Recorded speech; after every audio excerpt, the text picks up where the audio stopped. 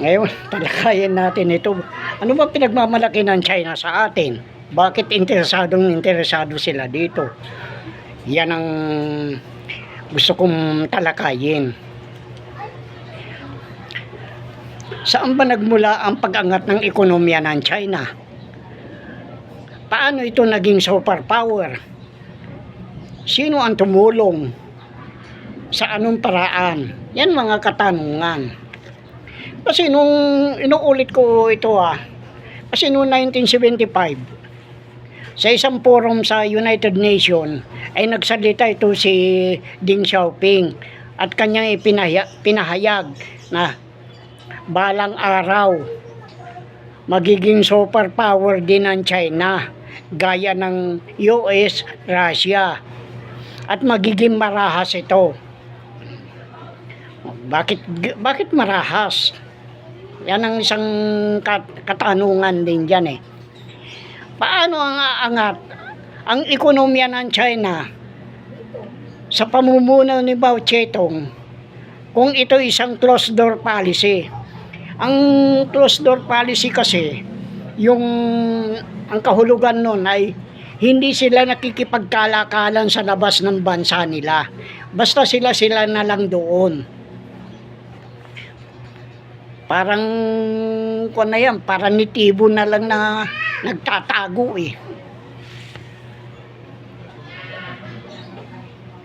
Ngayon, kung ito ay closed door policy, nangangahulugan mahirap sila. Wala silang pwedeng pang-export, bagamat malaki ang populasyon nila. Ngayon, ang isang katanungan na naman lumabas dyan, paano sila nagkaroon ng ultra long special treasury bond? Kung ito ay isang closed door policy, sino nagbigay sa kanila? Pero alamin muna natin ang salitang ultra long special treasury bond.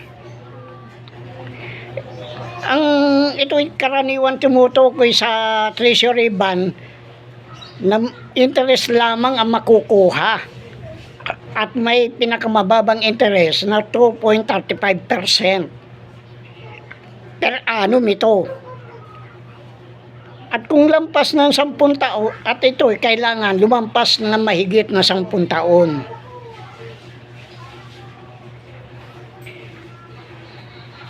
Saan naman kumuha ang China ng ultra long special treasury bond?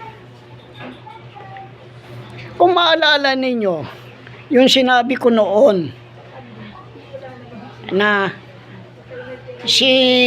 yung diktador, yung magnanakaw ng war damage na Marcos, ang tanong niya kay Mao Zedong paano mo na control ang mga mamamayan ng China na halos ang bilang ay bilyong populasyon?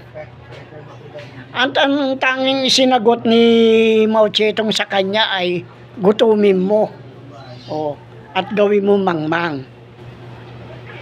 Yung salitang gutumin, pag ginutom mo yung tao, magiging maamo yan maski na anong bagsik niyan. Kaya nga pinabasa niya ni Mao Zedong yung Palubian Theory. Yung Palubian Theory ay tungkol sa isang mabagsik na aso na ikinulong o di kaya nakatali sa kolar. Ngayon, ginutom niya ito. Nung magutom ito, unti-unti naman pinapakita yung yung pagkain. Pero hindi naman niya biglang binibigay, kundi inuunti-unti lang niya. Ngayon, yung aso naman, palibasa gutom, kaya natutuwa na siya. Ganyan ang nangyayari sa Pilipino ngayon. Inuunti-unti lang tayo diyan sa mga ayuda na yan. mantakin nyo, inyo yan. Sinasabi ko nga, yan ang pinaglalaban ko, inyo yan. Bakit inuunti-unti lang tayo na kinukuha ng ayuda? At tuwan-tuwa naman kayo dahil lamang sa kunting ayuda. Kaya nga sinasabi ko, mga inutil itong mga tao na ito eh. Ngayon, ano naman ang ginawa niya upang maging mangang kuan? Ang mga nag-aaral noon. Ang ginawa niya noon ay yung mga maestra ang tinira niya. Hindi naman yung mag-aaral yung maestra ang tinira niya. Ngayon, idinidelay yung sahod. Sa pagka-delay ng sahod, ay halos inaabot na mahigit na 3 buwan na walang sahod. Ang ginagawa ngayon ng mga maestra, umuutang. Bumakagat sa 5-6. Ang alam ko nagpapa 5-6 dyan, ang isa dyan tiga Hagunoy yata yung Bulacan. Kinakatwiran niya noon. Ngayon, kung 5-6 ang inuutang, di halos wala nang natitira. Kaya pagdating ng sweldo niya, pero hindi naman binibigla, ibabayad, mangungutang na naman. Kaya ang nangyayari noon, tinatamad ang mga teacher na magturo. Style ni Marcos yan. Ngayon, kung ganun ang nangyayari dyan, ay ang mga maestra, pumasa ka, kung pumasa ka, hindi, kung hindi, katwiran nila. Basta ipapasa nga lang na ipapasa, hindi na nagtuturo. At dyan nag-umpisa yung pagtitinda ng mga maestra sa loob ng klase. At dyan din nag-umpisa ang pagiging korap ng mga maestra na tumatanggap na lang ng regalo para makapasa lang. O di kaya, pag medyo tagilid yung honor ng anak niya, gusto niya maging number 1, maglalagay. Yan ang mga kwan ngayon. Kaya noon doon sa Maynila, naranasan ko yung ako'y pumila. Kasi may pila bigas na noon Naranasan ko yung pumila sa bigas. Darating yung truck, alas 4 pa lang, nakapila na, marami ng tao. Ngayon, pagdating ng truck, limitado din ang binibigay na bigas. Army ang nagdadala noon. Nung ako'y nakapila na, nagkataon na, ang sabi sa akin, pasensya na iho. Sabi nung sundalo sa akin, bakit wala na ang tagal ko nagpila wala tayong magagawa. Yan lang ang yan lang ang ikinuan sa amin na kota. Ngayon, pinakita sa akin yung bigas, ipinampag niya sa harapan ko. May iyak-iyak ako dahil ang aga kong pumila. Pero may mga mas maaga pa Ilang kilo lang ang mabibili mo. Ngayon, pag nakabalita ka na naman doon sa lugar na yun ay nandoon na naman ang pila bigas, pupunta ka na naman doon. Ang isang masama pa noon, ang bigas na yan ay mabaho. Yung parang tinatawag nila na seasoned rice. Yung na yan. Pero yung mga magagandang bigas na naani dito ay binibili nila sa mga farmers. Pagkatapos ibinibenta sa labas ng bansa. Bibili sila nung halos mabulok na hindi na makain. At yan naninilaw na ang mga bigas noon. Ang isa pang masama, hinahaluan nila ng mais. Yung durog na mais na hinahaluan nila. Kaya napakahirap niyan. Ang dinanas namin noon. Mabuti sa probinsya noon, magaanggaan. Pero dito sa Maynila, sabihin ko sa inyo, napakahirap ang dinanas. At kaya diyan Hanggang ngayon, ginagawa yan. Pinapractice ng mga putang ng mga Marcos na yan na yung gutumin.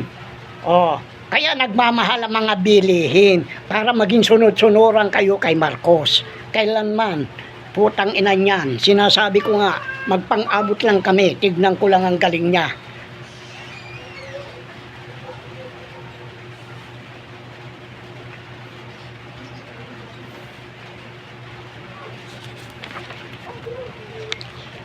Ngayon, ang ginawa ni Rocco naman noon, yung halos panahon na ni Cory ito dahil talagang walang pera Umutang ng umutang si Marcos, kuno.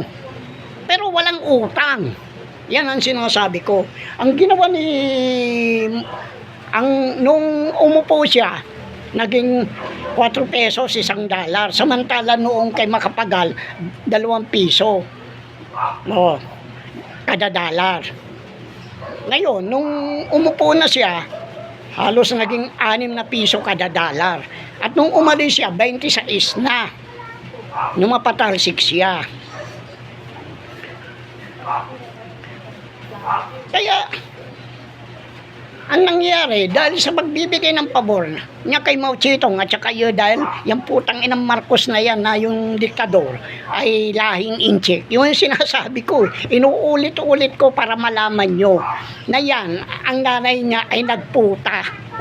Iho de bastado yan. Hindi yan tunay na Marcos.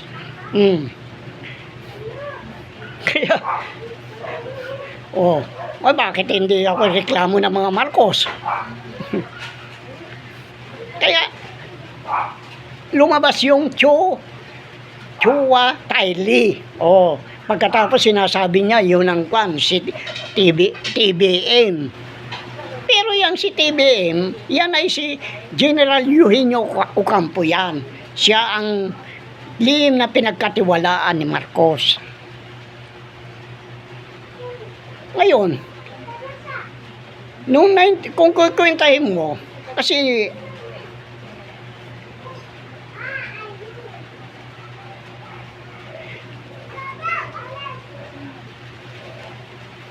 pinahiram niya yung pinahiram niya ang Group of 5 para, kasi yan ang mga malalakas na mga superpower niyan Ngayon, upang mapatatag niya, binakuran niya ang sarili niya ng Group of 5. Ito yung China, Russia, US, France at UK. Kaya ang nangyari niyan, itong UK naman ang gumawa ng paraan upang mahadlangan yung pagpasok ng hulog sa mga sa 1MDB. Ngayon, pinalabas nila na si Jolo ay kumuha niyan. Linustay ang pera kasama si Najib. Kunwari, malaking pera, bilyon dolyar ang mga nakuha dyan, na-involved dyan. Katapos sasabihin ni Jolo, huwag na natin pag-usapan yan. Hindi pwede yan. Dahil yung pag-aari, hindi pag-aari ng Malaysia, yung 1MDB, kundi sovereign wealth ng Malaysia yan, ay ng Pilipinas. Ayan yung tinatawag na dummy account. Ngayon, kung susumahin natin yung 50 years na dahil mag-i-expire itong November na yung 50 years na ultra long treasury bond, special treasury bond 19 sa mag-i-expire na ito sa 2024, aabutin ito hanggang November 2024. Ngayon kung tutuusin natin ang na yan, yung 2024, i-minus mo yung 50, yan lalabas sa 1974. 1975, nung ipahayag ni Deng Xiaoping yan, na ang balang araw ang China ay magiging superpower at magiging marahas.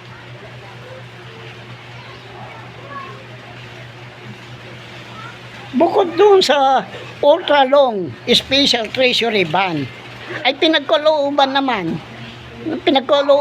ng Committee of 300 ang taunang hulog ng mga third world countries. Ito'y nangyari noong 1993.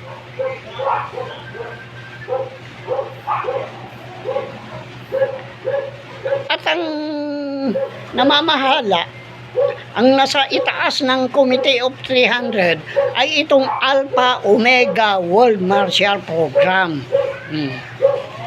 Na itinatag ni Marcos, pero iliniligaw pa rin tayo ng mga maharlika na yan. Nilalagyan nila ng development. Kung may development, peki yan.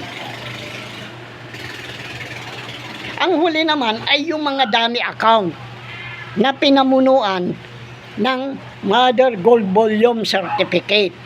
At ang signatory dyan ay yung anak ng dami ng master account holder. Kaya yan ang naging dahilan kung bakit kailangan kong wag munang galawin hanggat buhay pa ang mga signatory. Dahil sigurado yan mawawala Makukuha ko yung party ko, pero buhay pa si Jack. Paano kung kukunin ang party ko? Kaya ganun na lang ang pakiusap sa akin ni Jack na magkasama kami.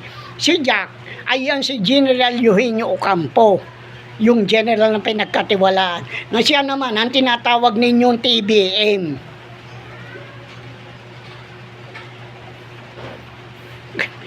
Kaya ngayon, dahil nabisit na ako noon, ang ginawa ko, sinulatan ko yung namumuno, spiritual na namumuno sa UBS. Kaya nga noon hindi namin makuha ang email address ng UBS Talagang tinago nila At upang makuha dyan, ang ginawa ko naman, sinulatan ko yung Israel at saka yung embassy ng Switzerland. Pero sa Israel, pinaliwanag ko, ang mga Pilipino ay mga tiga-Israel, ay mga Israelita na hindi taga-Israel. Kaya yan, nakarating yun. Pero kung doon lamang sa siguradong hindi makakarating yun Hindi ako nakakasiguro doon sa embassy ng Switzerland. Kasi nung sunugin noong 1993, sinunog na yung mga dokumento Yung mga dokumento sa UBS Dahil wala naman doon. Pero yung mga na yan, nakalagay sa apat na bunker ko Kaya doon sa ng principal account, mayroong doon A to D. Yun D, nandoon yung Buddha ko Pero walang ginto doon. Samantala, kaya nga sinunog, dahil malalantad sila bandang huli. Namatay si Marcos ng 89. Pagkarapan na taon, pinasunog. May whistleblower dyan. Ito nga si Christoph Mele. Ngayon, pinilit kong makipag-ugnayan kay Christoph Mele. Ngayon, may kinausap ako sa isang tiga-Italy, Pilipino na taga-Italy, na kung maaari, i-connect niya ako doon kay Christoph Mele. Nagawa naman niya ng paraan na ipadala mo itong sulat na ito sa pamamagitan ng email niya. Nung malaman niya yan, umiwas na ito si Christoph Mele. Pero hindi ko na pwedeng sabihin kung sino yung Pilipino na yon. Pero yon, alam ko, may kaugnayan din siya kay Marcos. Si Marcos kasi, yung tunay na anak ni Marcos, doon nagtago. Hindi sa China, doon sa Italy nagtago. Kasama niya si Banjo Laurel, yung anak ni Laurel ni Doy Laurel. Isa din siga-siga yan noon. At meron silang parang mafia doon. Na ang gawain nila, kung gusto mong pumunta na Italy, magbayad ka ng 300,000. Yan, isa yan. Pagkatapos, pag nandoon ka na, ang bibigyan kayo ng proteksyon. Kung ikaw magkaroon ng kaso, bibigyan ka ng libreng abogado na magtatanggol sa iyo. Ngayon, kung mawalaan ka ng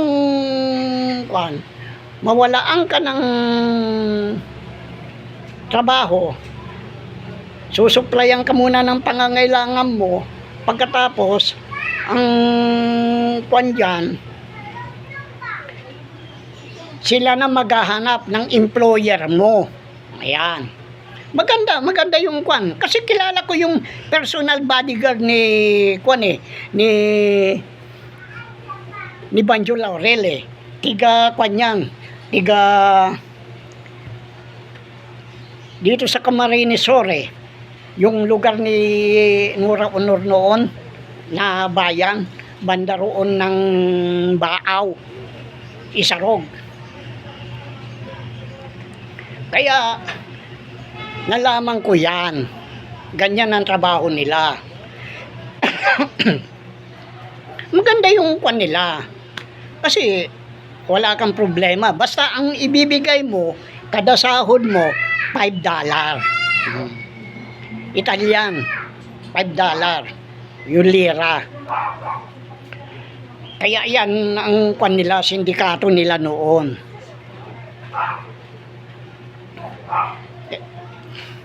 Ngayon, nung yung sa gaya ng sinabi ko, yung kumandidato, hindi yan ang kumandidato. Kaya ito si Lisa nagwawalang ya. Oh. Dahil na naman. Pero yan, meron na nanakot sa kanya, binablackmail yan. Sigurado ito mga maharlikang general na ito. Ikaw ba naman sisirain mo ang pangalan mo? O sisirain mo ang pangalan ng mga Araneta. Kaya hindi ako maniwala na walang yayan eh. May nanakot yan. Abogado yan eh. Hindi basta-basta kukan yan. Kakagat sa mga ganung bagay. Kung hindi tinakot. Kaya nga sinasabi ko, nagkaroon tayo ng shadow government na binaboy itong gobyerno natin at saka itong constitution natin. Sanay naman yung mga Marcos na yan ng mambababoy eh.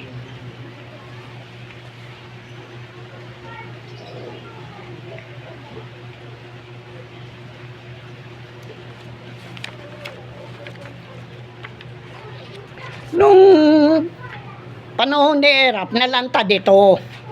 Itong dami account na ito. Ngayon, pinasubukan na isanla. Ang inutosan nila magsanla, ito si Mike Velarde ng El Shaddai. O, tignan mo. Dahil lamang sa pera. Ngayon, nakipag-ugnayan si Erap kay Mike Velarde. Sigurado ito na kukunin ito dahil kuwan ito eh. Itong si Mike Velarde eh, sasabihin natin maka-Diyos eh, pero ginagago lang niya. Ang dami nagago dyan eh, nabudol eh. Dahil si Mike Velarde, nanggaling yan sa kulungan.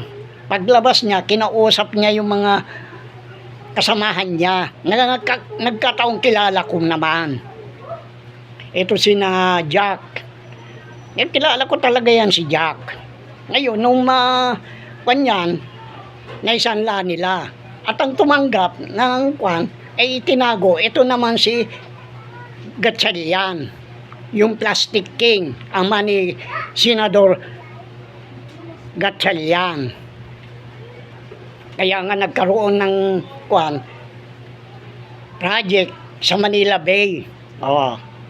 Yung reclamation na para mabayaran mo yan, utang na yan, ikaw ang maging dami ng mga reclamation dyan, pero wala ka ng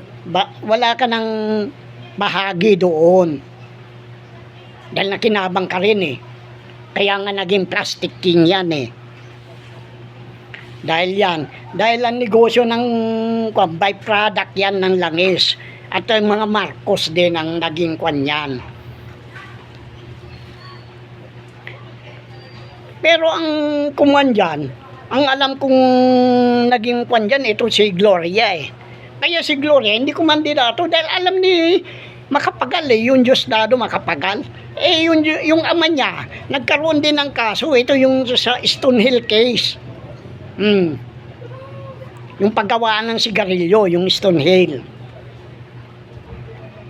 Alam niya yan dahil dati magkapartido yan si Marcos at saka si Macapagal.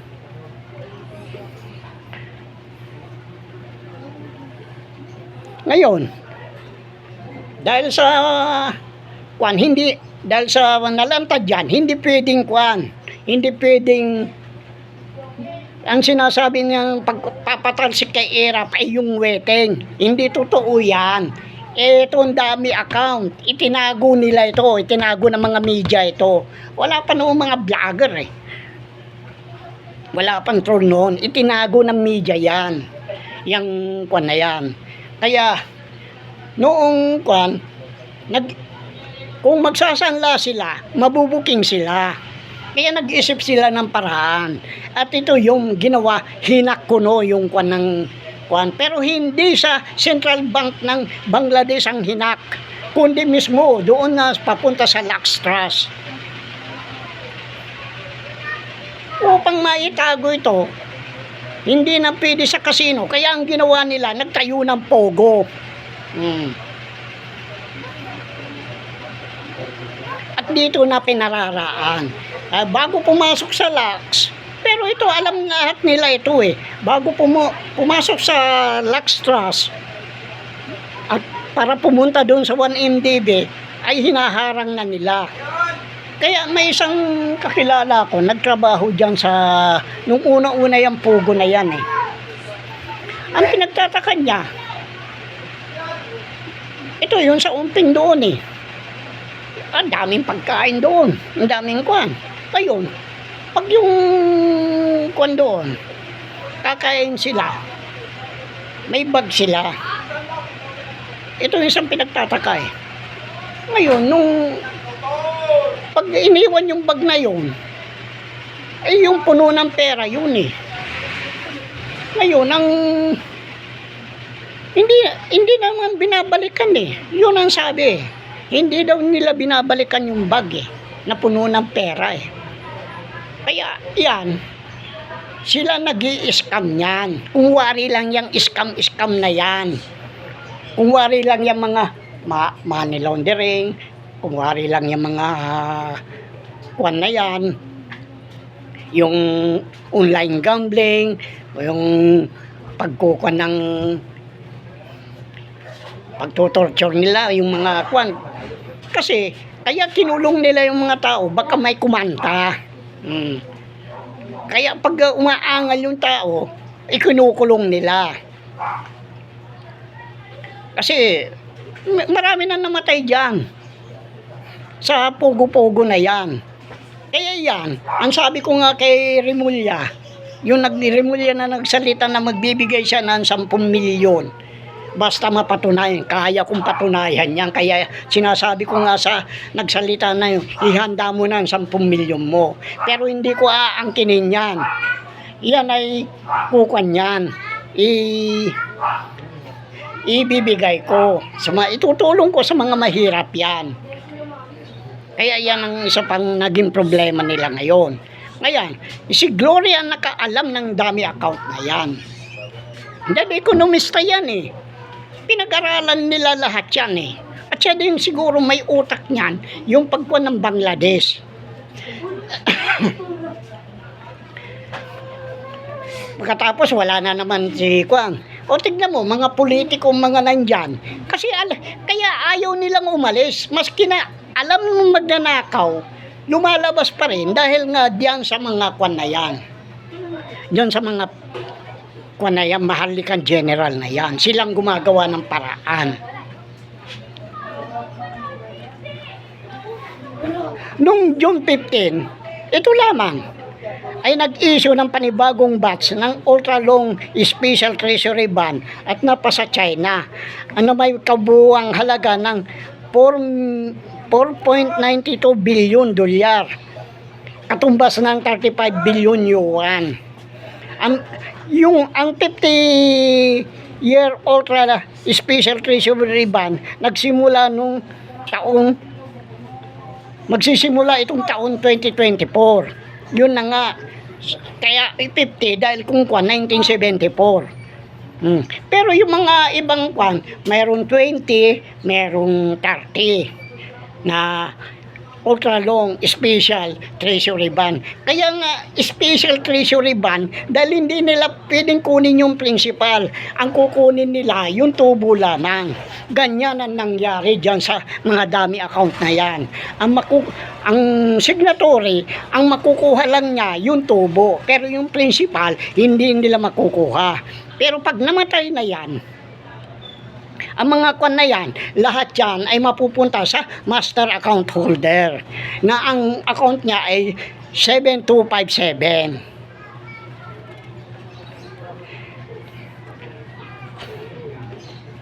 Noong nakaraan, 4 na batch ang inisyo noong Mayo at may kabuuang 160 million yuan. Sa taong ito ay may 22 batches ang inisyu ng China at ang huling batch ay inaasa matatapos sa kalagitnaan ng November. Ngunit kung tutuusin,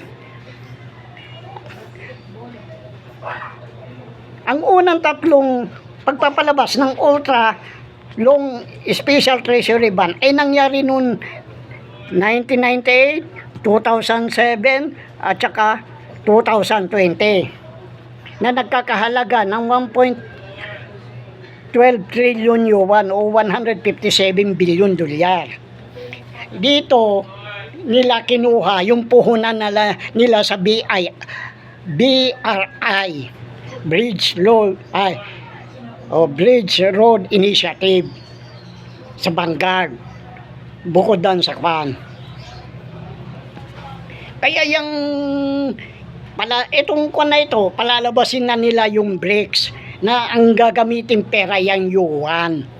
Pero paano nila gagamitin yan? Lalantad na yan. Yan pinahiram lang ni Marcos. Hindi niya pwedeng angkinin yan. Ganyan kaswapang yan. Kaya nga sabi ko, Marcos Pamor. Marcos Pamor. Tignan ko lang ang galing niyan, putang ina niyan. Kaya nga sabi ko nga, yan ay pag-aari ng sambayanan, hindi pag-aari ng mga Marcos yan. Kaya kinutsaba nila itong kwan na ito, kinutsaba ng Amerika at saka China. Napapansin ninyo kung saan maraming Amerikano, nandun din ng mga China. Mga sundalo ng China, kung wari mga estudyante. Basta sila dahil alam nila kung natagpuan nila yung mga treasury bond na yan, magkahati sila. Kasabwat yan si Marcos. Yan ang ginagawa nilang pawn o yung pyesa ng ajedrez, yung chess. Uto-uto yung animal na yan. Kaya napakabigat.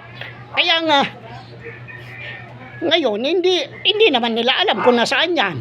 Hindi naman ako magsasalita kung saan yan.